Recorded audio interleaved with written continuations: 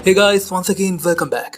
लालच बुरी बला है, ये बात हम सदियों से सुनते आ रहे हैं। और आज की कहानी भी एक ऐसे लड़के की है जिसे अपनी लालच की वजह से मौत का सामना तक करना पड़ा था। कहानी की शुरुआत में हम बेन नाम के एक लड़के को देखते हैं जो कि बीहड़ रेगिस्तान में किसी से बचने के लिए भाग रहा था। उसके बदन पर कम ही कपड़े थे। चिलचिलाती गर्मी की वजह से उसका कंठ सूख चुका था और उसके होंठ पानी पीने के लिए तरस रहे थे। वो खुद को बचाने के लिए अपना अगला कदम उठाता उससे पहले ही उसकी नींद टूट जाती है और हमें पता चलता है कि ये सब वो अपनी ख्वाबों में देख रहा था।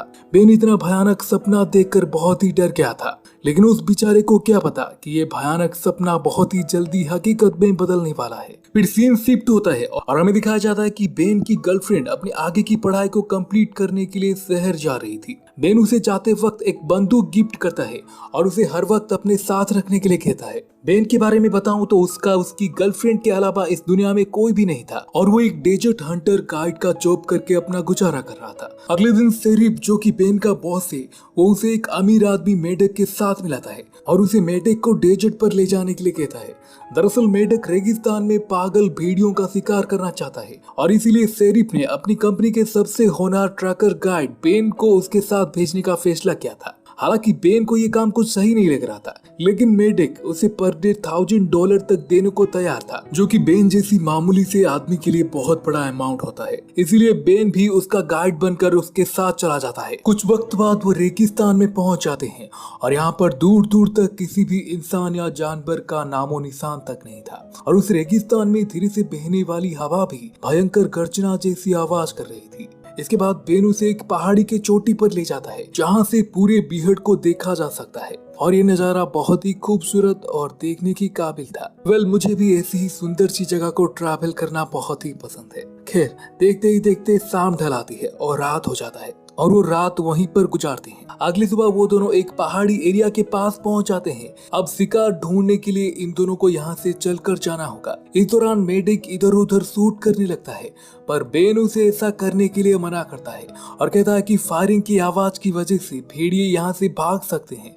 परंतु मेडिक बहुत ही अकड़ दिखाते हुए उसकी बात को नजरअंदाज कर देता है। यहाँ पर मेडिक बेन की इंस्ट्रक्शन को बिल्कुल भी नहीं मान रहा था, इसलिए बेन उस पर थोड़ा सा इरिटेट हो रहा था। उन दोनों को ऐसे ही चलते चलते मिनट घंटों में बदल जाते हैं और अब वो एक विशाल चट्टान के नीचे हैं। यहाँ पर बेन अपनी टेलीस्कोप की सहारे शिकार को ढूंढने की कोशिश कर रहा था।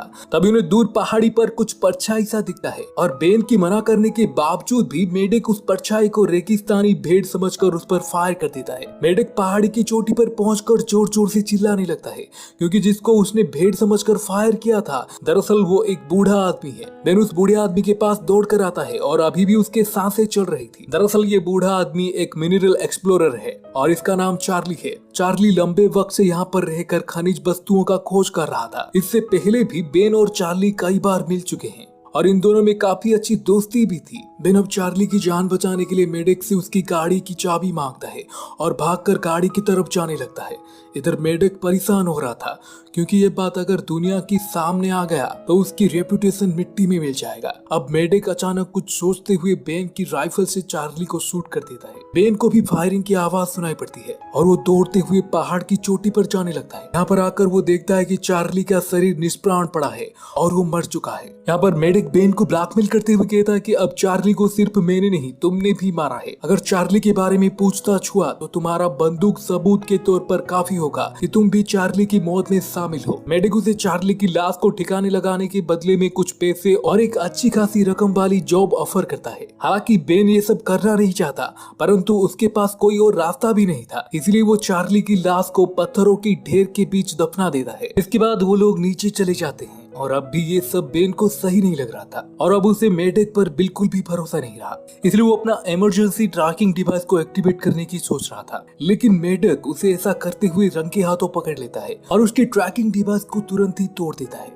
मेडक अब अपनी बंदूक की नोक पर उसे अपनी कपड़े और जूते निकालकर यहाँ से भाग जाने के लिए कहता है। बेन भी मेडक से अपनी जान बचाने के लिए वहाँ से भागने लगता है। उसके पैर नंगे थे और उसके बदन पर सिर्फ एक बॉक्सर शॉर्ट था। बेन उस पहाड़ी इलाके से बाहर निकलने के लिए वहाँ पर लगे बिजली के खंभों का पीछा कर रहा था जो उसे शहर तक ले जा सकते थे। दूसरी तरफ मेडक उस पर नजर रखते हुए उसका पीछा कर रहा था। दरअसल मेडक बेन को भी मारना चाहता है, लेकिन अब वो एक दूसरे मर्डर का इल्जाम अपने सर नहीं ले सकता और उसे अच्छे से पता है कि इस बीहड़ की चलचलाती धूप में कोई इंसान बिना कपड़े, बिना जूते या पानी के ज्यादा वक्त तक जिंदा नहीं रह सकता। कुछ देर बाद बेन को एहसास हो जाता है कि वो इस तरह से खुद की जान नहीं बचा सकता, इसलिए वो अपना दिशा बदल देता है और भागते हुए दो पहाड़ियों के बीच में कूद जाता है। इस वजह से उसकी पैरों पर चोट भी लग जाती है, परंतु वो बिना रुके लंगड़ाते हुए पहाड़ी में बनी एक सुरंग के पास चला जाता है। दरअसल ये चार्ली का अंडरग्राउंड घर है और बेन इस जगह के बारे में पहले से ही जानता था। घर के अंदर जाने के बाद वो थोड़ा सा पानी पीता है और कुछ जरूरी सामान जैसे कि चार्ली के कपड़े और जूते पहन लेता है। तभी उसकी नजर दीवार पर टंगी एक नक्शे पर जाती है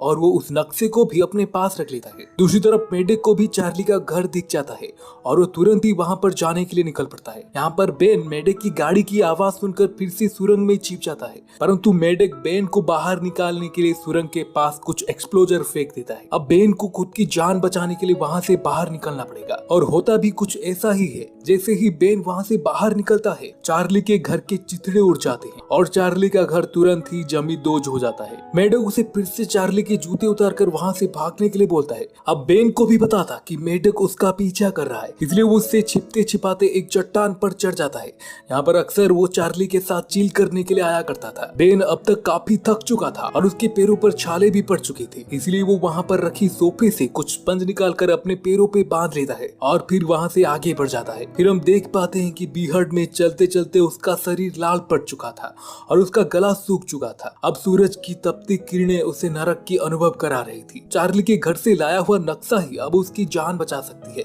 इसलिए उस नक्शे को फॉलो करने का सोचता है और कुछ देर इधर उधर ढूंढने के बाद उसे एक ग्रीन कलर का बॉक्स मिलता है जिसमें चार्ली की वाइफ की कुछ फोटोज, कुछ कंचे और एक गुलेल भी था। साथ ही साथ एक छोटा सा मैप भी था जिसमें पानी कहाँ पर रखा है इसके बारे में लिखा गया था। वो वहाँ से पानी की तलाश में जाता है और कुछ ही दूर पर उसे एक खुदा हुआ पानी का गैलन दिख जाता है। उसके लिए किसी खजाने से कम नहीं था। वो उस पानी को पीने के लिए एक छोटी सी चट्टान के पीछे छिप जाता है, क्योंकि अगर मेडक को इस पानी के बारे में जरा भी पता चलेगा तो उसे ये पानी तक नसीब नहीं होगा। और होता भी कुछ ऐसा ही है। बेन जैसे ही पानी को पीने लगता है, मेडक जानबूझकर पानी के जार को गोली से उड़ा देता है। वो उस पानी के जार को गोलियों से भून देता है ताकि जार में कुछ भी पानी ना बचे और बिना पानी के बेन इस रेगिस्तान में ही मर जाए। फाइनली बेन मेडक से बिना छुपे और उसकी नजरों में रहकर ही आगे बढ़ने का डिसाइड कर लेता है। चलते चलते उसके शरीर की ऊर्जा खत्म हो रही थी और वो अचानक जमीन पर गिर जाता है। मेडक भी उस पर नजर रखे हुए था, इसलिए वो तुरंत ही वहां पर आ जाता है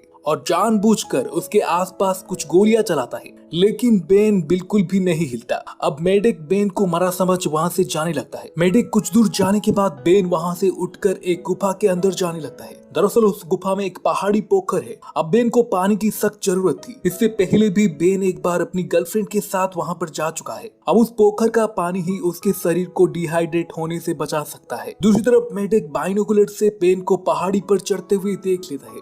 दरअसल मेडक जैसे लोग दूसरों को तकलीफ में देखकर बहुत ही खुश होते हैं और बेन इस बात को अच्छी तरह से समझ चुका था, इसलिए वो अपना मौत का नाटक करके मेडक को चकमा दे चुका था। लेकिन मेडक बेन को यहाँ से जिंदा नहीं जाने दे सकता, इसलिए वो उस पर सूट भी करता है। हालांकि बेन को हराना आसान नहीं है, क्योंकि वो इस जगह के कोने कोने से वाकिफ है। बेन उस गुफा के अंदर जाने के बाद जोर जोर से चिल्लाने लगता है, क्योंकि वो जिस पानी के तलाश में यहाँ पर आया था वो पानी अब सूख चुका है। अब उसके पास इस गुफा के अंदर रहने के अलावा कोई भी और विकल्प नहीं था, क्योंकि मेडक भी मौत बनकर उसका बाहर इंतजार कर रहा था। कुछ देर बाद सूरज ढल जाता है और चारों तरफ अंधेरा हो जाती है। अभी बेन गुफा से बाहर आने की हिम्मत करता है और मेडक जब फ्रेश होने के लिए गाड़ी से थोड़ा दूर जाता है तो बेन छुपकर गाड़ी से अपने कपड़े निकाल लेता है। और जब मेड अपनी गाड़ी को चेक करता है तो उसे पता चल जाता है कि बेन यहाँ पर आया था और गाड़ी में उसके कपड़े भी नहीं थे, इसलिए वो बेन को मारने के लिए उस पर डायनामाइट फेंकने लगता है। बेन भी खुद को बचाने के लिए पत्थरों के पीछे छिपा रहता है और मौका देखकर बेन अपनी गुलेल से उस पर वार करता है, जिससे मेडक फौरन ही बेहोश हो जाता है। अगली सुबह बेन उसे रस्सियों से बांधकर रिपोर्ट लिखाने के लिए शहर ले जाता है। वहाँ पर बेन शेरिफ को सारी बातें बताता है। अब मेढक सबके सामने गुनहगार साबित हो चुका था, इसलिए अब उसे जेल में डाला जाएगा। लेकिन मेढक इससे पहले किसी को कॉल करता है और उन सबको चकमा देते हुए अपनी प्राइवेट चॉपर पर बैठकर वहां से निकल जाता है। हालांकि बेन उसे पकड़ने की काफी कोशिश करता है, पर वो उसमें कामयाब नहीं होता। इस इंसिडेंट के बाद बेन अपनी गर्लफ्रेंड के साथ रहने लगा था। हालांकि इस हादसे को काफी दिन गुजर चुके थे, लेकिन अब भी बेन उन डरावनी पलों को भूल नहीं पाया। एक रोज वो दोनों कमरे में सोए हुए थे, तभी बेन सपने में देखता है कि मेढक उसे गोली मार रहा है और वो फौरन ही घबरा कर नींद से उठ जाता है। लेकिन उसे क्या पता कि मेढक सच में उनके घर में घुस चुका है। अब मेढक बेन पर फायर करता, उससे पहले ही बेन की गर्लफ्रेंड बेन की गिफ्ट करे हुए बंदूक से उसे शूट कर देती है। हालांकि मेढक अभी भी जिंदा था और वो दोनों को मारने की कोशिश कर रहा था, लेकिन बेन बंदूक को अपने हाथ में ले लेता है और उसे शूट कर देता है, जिस वजह से मेढक दोस्तों दरअसल बेन की लालच की वजह से ही उसे इतनी भयानक ट्रबल से गुजरना पड़ा। अगर वो ज्यादा पैसों की लालच में पड़कर मेढक के साथ नहीं जाता तो आज सिचुएशन कुछ और ही होता। और श्रीमद् भागवत की 16वें अध्याय 21वें श्लोक में भी यही कहा गया है कि त्रिविधम नरकास्येदं द्वारम नासन मात्मनः कामः क्रोधः तथा लोभः तस्माद् त्रयम् त्यज्यते। इसका मतलब ये है कि काम, क्रोध और लोभ यानी कि लालच, ये तीनों हमेशा ही इंसान के विनाश का कारण बनते हैं और इन्हीं तीनों की वजह से आत्मा को जहन्नुम यानी कि नरक में जाना पड़ता है। इसलिए इंसान को इन तीनों चीजों से हरदम दूर रहना चाहिए। और इसी के साथ ये मूवी यहीं पर खत्म हो जाती है। तो दोस्तों अगर आपको ये कहानी पसंद आई तो प्लीज वीडियो को लाइक और शेयर करना मत भूले। अगर आपने अभी तक हमारे चैनल को सब्सक्राइब नहीं करा है तो प्लीज चैनल को सब्सक्राइब करके बेल नोटिफिकेशन को ऑन कर लीजिए।